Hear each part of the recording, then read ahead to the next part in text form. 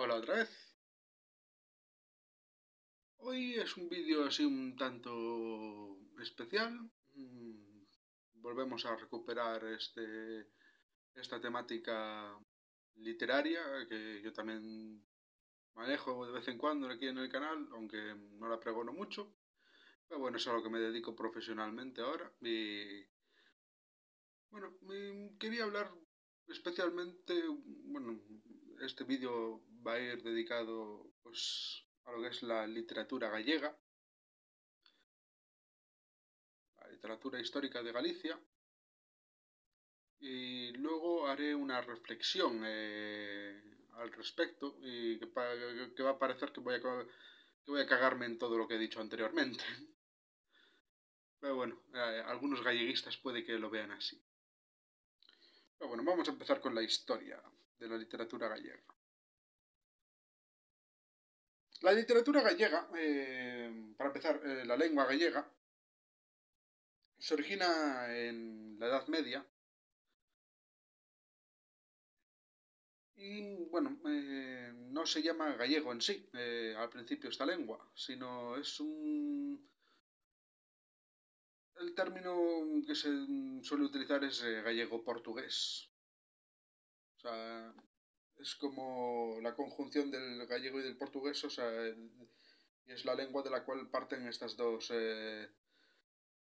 lenguas. Y bueno, en la Edad Media, pues lo que se puede diferenciar pues, en dos grupos, dos grandes grupos, que sería la lírica gallego-portuguesa. Eh, un apunte.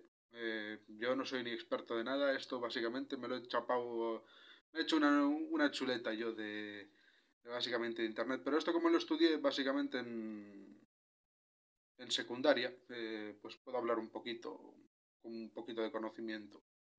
No mucho, pero algo sé, por haber estudiado aquí en Galicia. Y bueno, la lírica gallego-portuguesa se divide a su vez en cuatro subgrupos que se llaman cantigas, que vendrían siendo básicamente poemas de una duración más o menos larga o corta. Yo por lo general que he visto, la mayoría son poemas cortos, obviamente, pero los hay bastante más extensos. Están primero las cantigas de amor, que básicamente versaban sobre un hombre de la Edad Media que le profesaba su amor a una dama que generalmente de un estamento superior.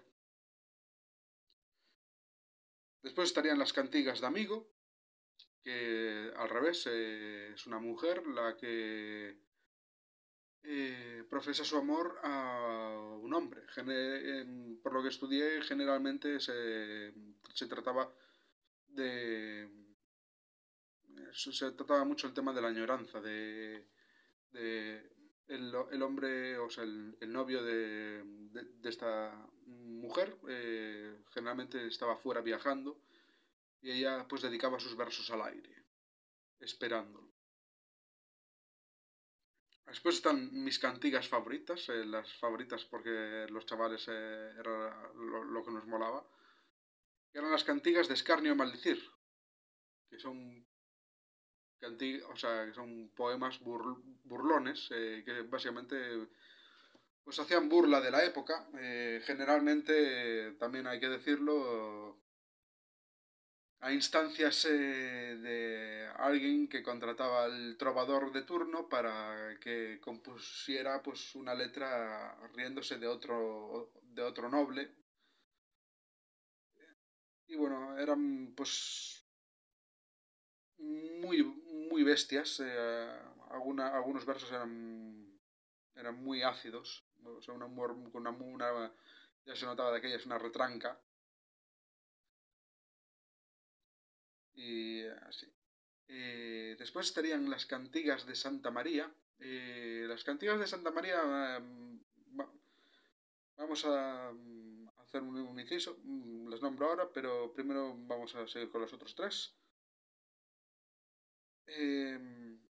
Principalmente las cantigas de amor, de amigo y de escarnio y maldecir, el más conocido de los trovadores ha sido y siempre será, creo que Martin Kodax.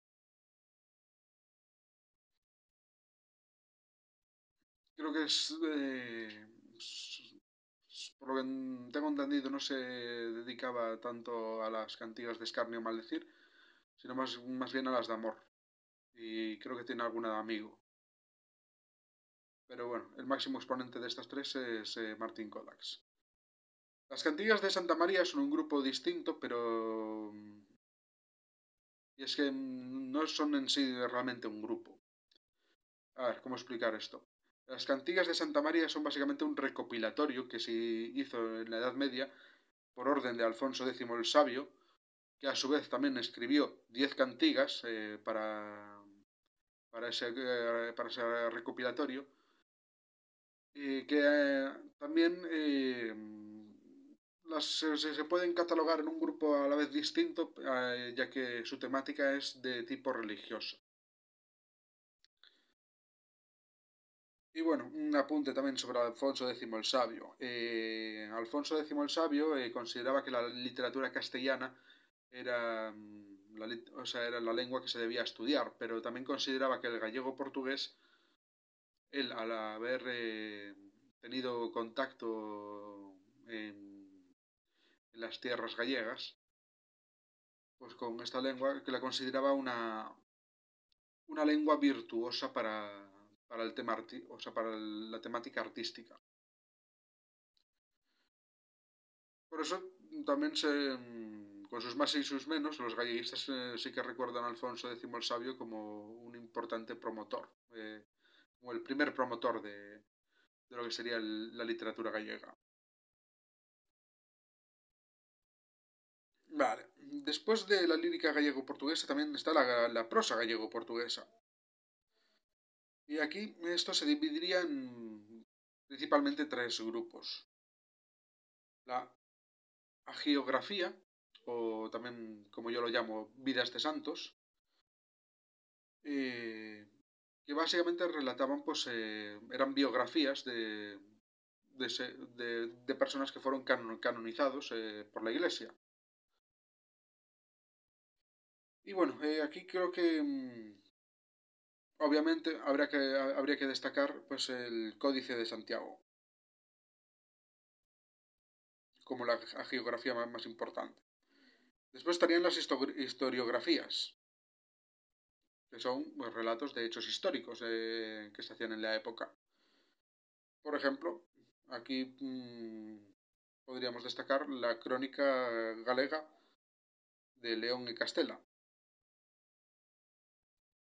Y bueno, finalmente tendríamos la prosa de ficción, que son ya novelas.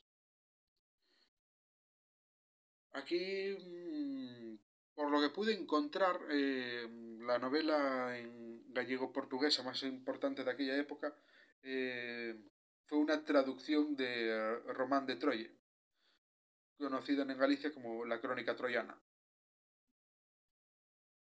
Y así hemos explicado lo que es la Edad Media para el gallego-portugués. Aquí pasa algo importante, y es que en los siguientes siglos, el siglo XIV-XV, bueno, no, en el XIV aún se usaba, en el XV y en el XVI, el gallego-portugués pasa de moda, porque no hay ninguna personalidad importante que siga promoviendo el gallego portugués y por eso pasa de moda como lengua artística. Entonces se queda relegada en el olvido. Y entonces pasan lo que son los séculos oscuros. Se les suele llamar séculos oscuros, pero yo no entiendo muy bien por qué se les llama séculos oscuros. porque realmente los escuros son el 15 y el 16, porque básicamente no hay absolutamente, o sea, no se han encontrado absolutamente nada de literatura gallega o portuguesa, ni de literatura gallega. Se llama séculos oscuros a esos siglos 17 y 18, en los que por primera vez empieza a volver algo de literatura gallega. Y esta es literatura gallega, o sea, literatura gallega propiamente dicho. Ya no, ya el gallego portugués se acabó dividiendo en dos lenguas distintas y al final la literatura gallega de esta época es simplemente en gallego.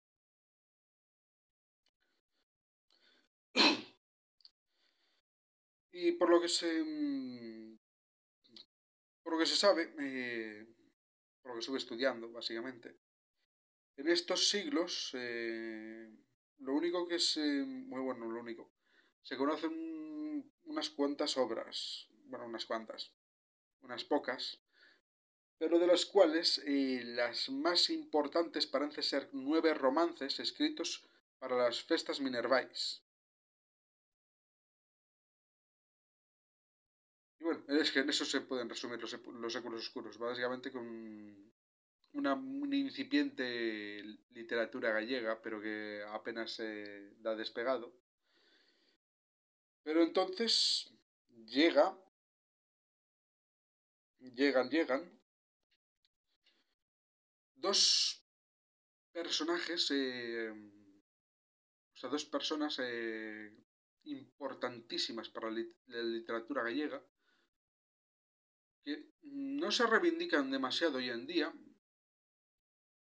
principalmente porque el galleguismo hoy en día es predominantemente, o sea, predominantemente no, es totalmente de izquierdas, y quienes comienzan un nuevo movimiento de literatura gallega son dos sacerdotes,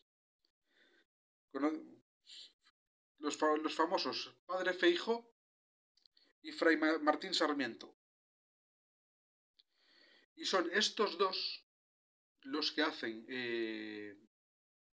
como una especie de lobby de la época para montar lo que luego se reconocería como lo que se conocería como el Resurgimiento. Básicamente el resurgimiento de la lengua gallega en la literatura y en el propio uso, mismo en distintos textos que no sean pues ni novelescos, ni, o sea, no meramente artísticos, sino también en ciencia y tal. Pero bueno, para eso aún tuvo que pasar tiempo. Muy importante aquí también es la figura de Rosalía de Castro. Además de Rosalía de Castro también estuvieron, por ejemplo, Curros Enríquez y Eduardo Pondal. Pero Rosalía de Castro sí que es verdad que es la primera que publica Cantares Gallegos, libro famoso, Cantares Gallegos, y sería como casi que la primera obra importante de literatura gallega, propiamente gallega.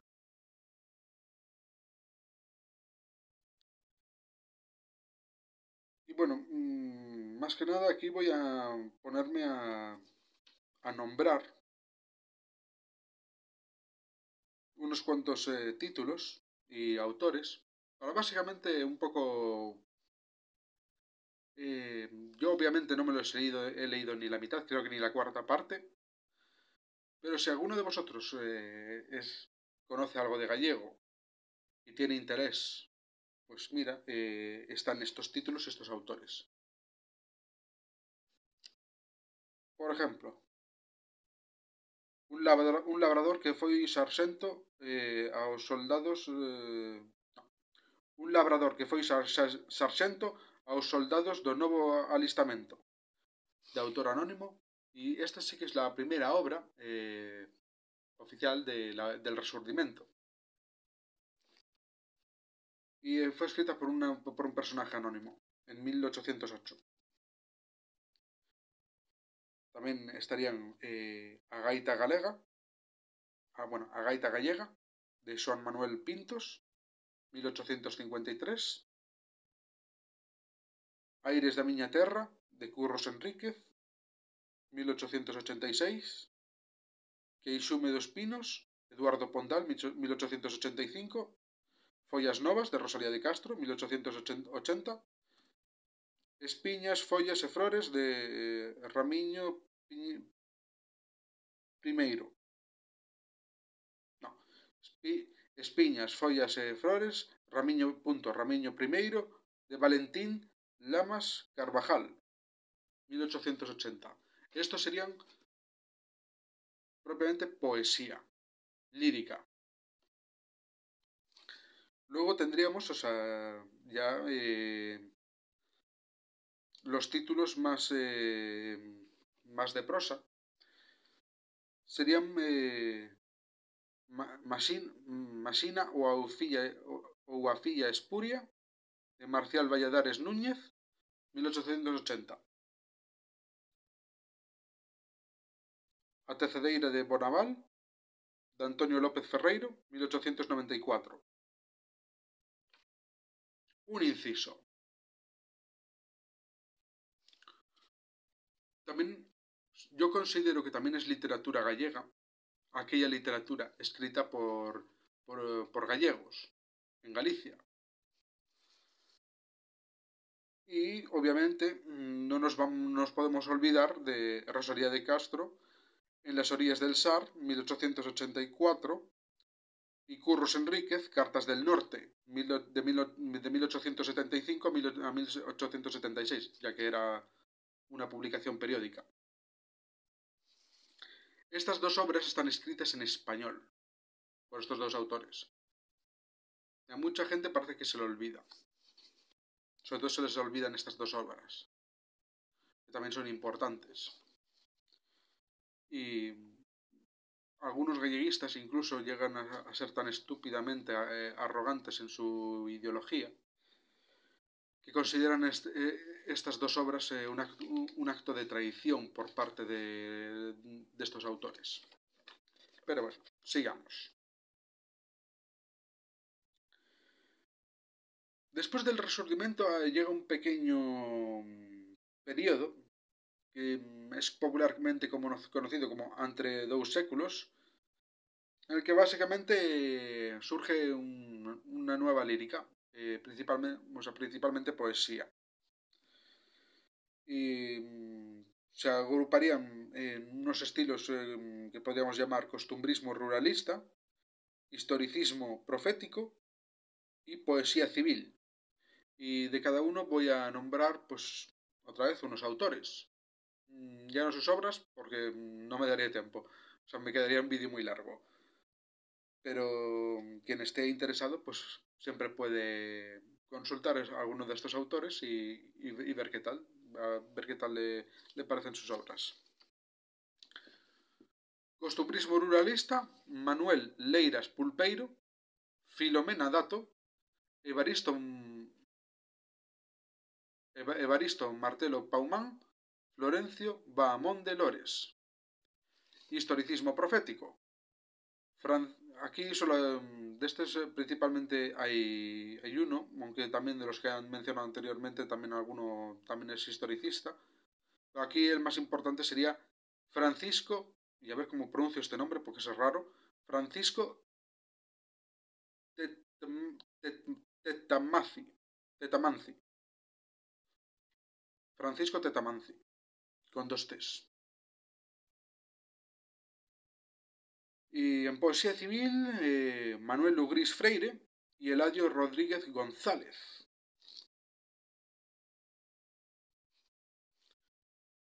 Y bueno, después de este pequeño periodo de entre dos séculos, surgen dos grupos, dos colectivos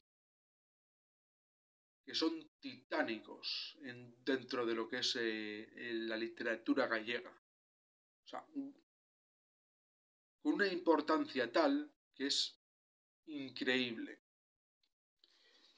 E estoy hablando das Irmandades da Fala e o Grupo Nós. Dentro de Irmandades da Fala estaba el semanario A Nosa Terra y... Porque no lo he dicho mal, lo estoy leyendo. Dentro de Irmandades da Fala, que eran así colectivos dirigidos y intelectualizados por Ramón Cabanillas, corregidme si me equivoco, pero creo que él fue el máximo exponente de Irmandades da Fala, y tenían un periódico semanal que se conocía como A Nosa Terra. Y el periódico principalmente estaba escrito en gallego y estaba dedicado a principalmente temas culturales gallegos, propiamente dichos. Pero después también está el grupo Nos. Y aquí hay, si ya Irmandades da Fala es un titán, el otro titán es un titán compuesto por otros tres gigantes, que son Vicente Risco, del cual no sé dónde me he puesto el libro.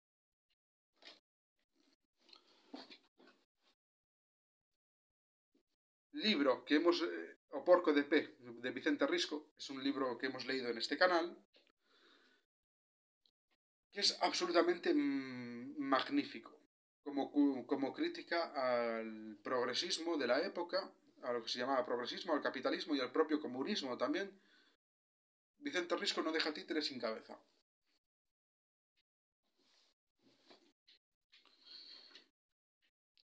Pero bueno, Vicente Risco solo es una de las cabezas de la hidra galleguista. También está Alfonso Daniel Rodríguez Castelao, el gran Castelao, os dous de sempre, Memorias dun esquelete, otro titán absoluto, con una crítica social muy mordaz. Bueno, quizá no tanto como Vicente Risco, pero tenía un estilo que era bastante propio. Por ejemplo, en Os dous de sempre hacía una cosa que a mí me parecía maravillosa, que era la contraposición de dos vidas que empiezan en el mismo sitio y se separan, y es el contraste de lo que le pasa a uno a lo que le pasa al otro.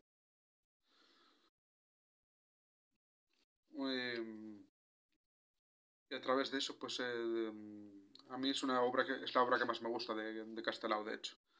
No quiero hacer muchos spoilers, pero digamos que una acaba bien y la otra acaba mal.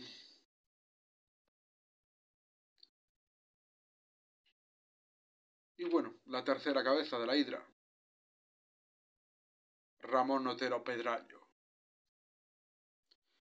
Sin lugar a dudas es del que menos conozco de estos tres, porque soy fan acérrimo de Risco y Castelao, pero de Ramón Otero Pedrallo nunca leí nada. A lo mejor habría que cambiar eso. ¿Quién sabe? A lo mejor traigo algún libro de Pedrallo al canal. Vale, dicho esto. Fuera de estos dos titanes de la literatura gallega, pues podemos encontrarnos a otros escritores muy importantes, como Manuel Antonio, Luis Pimentel, Luis Amado, Álvaro Cunqueiro o Rafael Dieste. Luis Amado Carballo, por si hay alguna duda. Vale, aquí hay que parar, porque ocurre algo en toda esta efervescencia.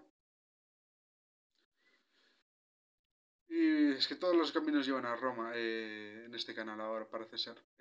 Tenemos que volver a hablar de la guerra civil. De lo cual ya hablaremos, porque vamos o sea, voy a leeros Autobiografía de Franco de Manuel Vázquez Montal, creo que sí, de Vázquez Montalbán, en la que básicamente habla también de lo mismo. Y es que, bueno, aparece la Primera República. Y es que además aquí hay una historia que es un poquito bastante fascinante. Es que, principalmente, estos Irmandades da Fala y Grupo Nos no eran solo pues, unos frikis que escribían libros, también eran activistas políticos. Claro, uno de los objetivos era, o sea, una o sea, de las ideas que manejaban era el nacionalismo gallego y de conseguir más independencia, más recursos para Galicia. Bueno, pues Vicente Risco, Alfonso Daniel Rodríguez Castelao y Ramón Otero Pedrayo. Creo que Otero Pedrayo no estuvo en esto, pero sé que hubo alguien más y no me acuerdo ahora. Pero básicamente, entre varios de ellos, pues escribieron una constitución. O sea, bueno, un estatuto de autonomía para Galicia. Estaba todo, estaba todo escrito, quedó perfecto, solo faltaba firmarlo y llevarlo a Madrid, para básicamente que la autonomía de Galicia fuera reconocida. Pues nada más llega Castelao con el documento bajo el brazo a Madrid, que estalla la guerra civil. Y el hombre se encuentra en Madrid teniendo que salir corriendo básicamente del país. Una historia triste.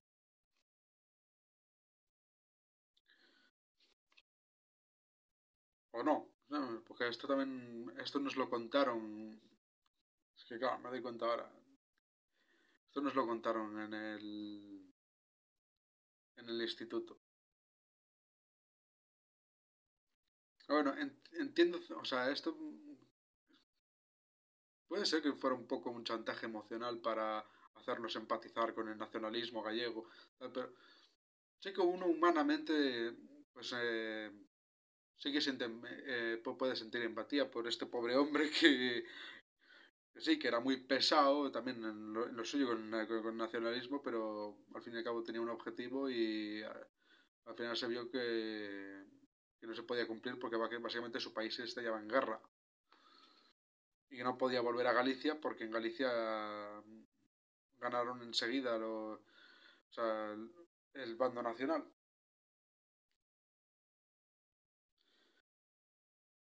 En cualquier caso, se instaura el franquismo. Y a mí es algo que también me fastidió mucho, porque a mí esta época me la vendieron como que a partir de ese momento de que se instaura el franquismo, no vuelve a haber más gallego en todo el franquismo. Ninguna publicación en gallego. Qué maravilla que al buscar un poco en internet encuentras cosas en gallego de aquella época. Obviamente no mucho, porque sí que es verdad que había cierta represión, sobre todo al principio, pero bueno, o sea, ya a partir de 1950 se creó Editorial Galaxia, y junto con su revista, eh, con su revista cultural llamada Grial.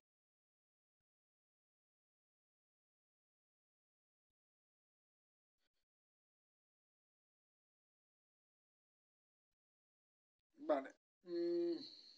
Antes de Editorial Galaxia, también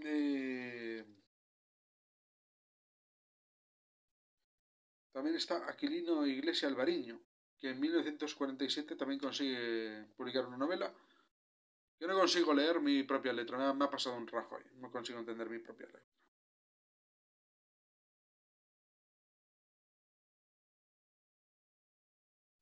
Soy un puto desastre, da igual. buscad a Aquilino Iglesia Alvariño, que en 1940, y el libro que haya escrito en 1947. Aparece en internet muy fácil, solo hay que googlear. Y bueno, también durante el franquismo también existieron los propios escritores en el exilio, que fueron Castelao, Eduardo Blanco Amor, muy importante, y Luis Seoane. Eduardo Blanco Amor, el libro más famoso que tiene es Asmorga,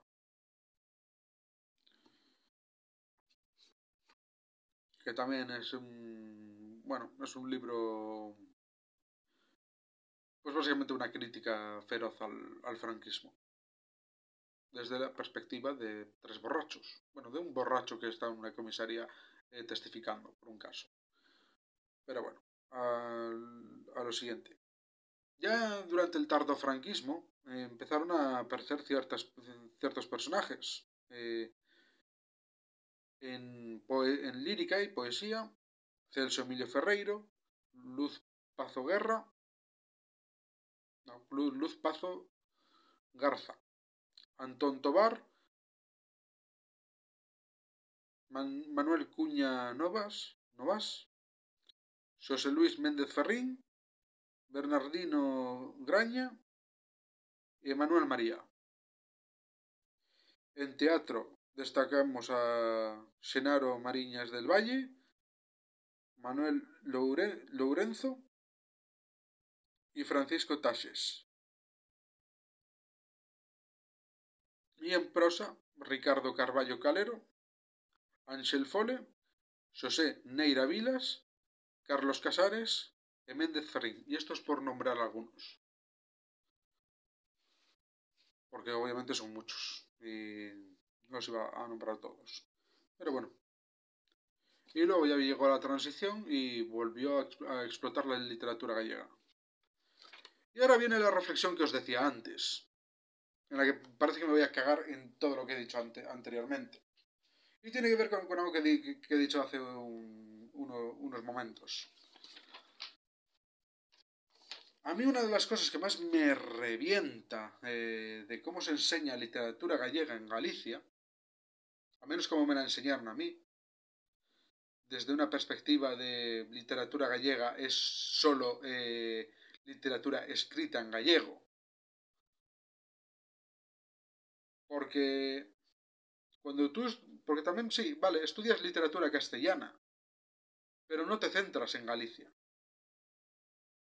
Y a mí me parece que es una oportunidad perdida, absurda, el no estudiar pues la literatura de aquí, aunque sea en castellano.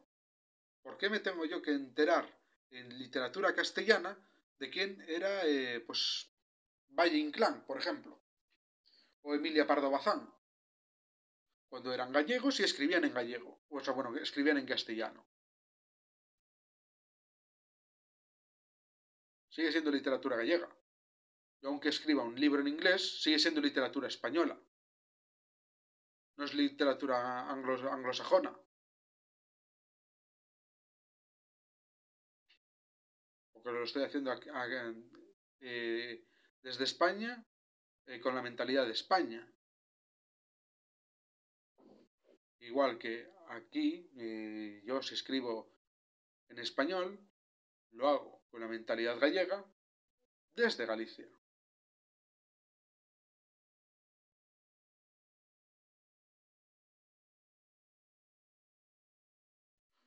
Bueno, era un poquito esta crítica. A lo mejor me equivoco, podéis decirme si me equivoco, pero yo creo firmemente en que no deberíamos discriminar. O sea, a los escritores, a los poetas, a los guionistas, a los dramaturgos, por la lengua en la que escriban. Porque lo que queremos es que escriban, y que escriban aquí, que piensen aquí, que discutan con otros aquí, que escriban artículos de prensa aquí, en gallego, en castellano, en lo que sea, pero que lo escriban aquí. Y a mí es que también, tal y como se está enfocando el tema del galleguismo, a mí me parece que es una herramienta perfecta para echar la mitad del talento de Galicia fuera de Galicia. Luego se preguntan por qué la gente sigue emigrando de Galicia. No es solo por la situación de España, también tiene mucho que ver con el tema lingüístico.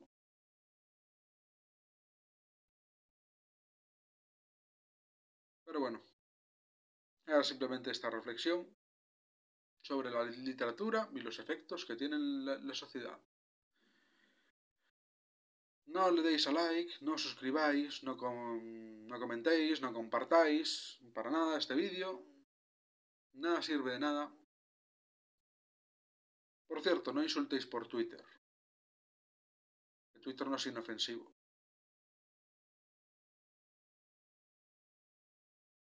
A veces pasan cosas como las de Pugilato. ¡Sed felices!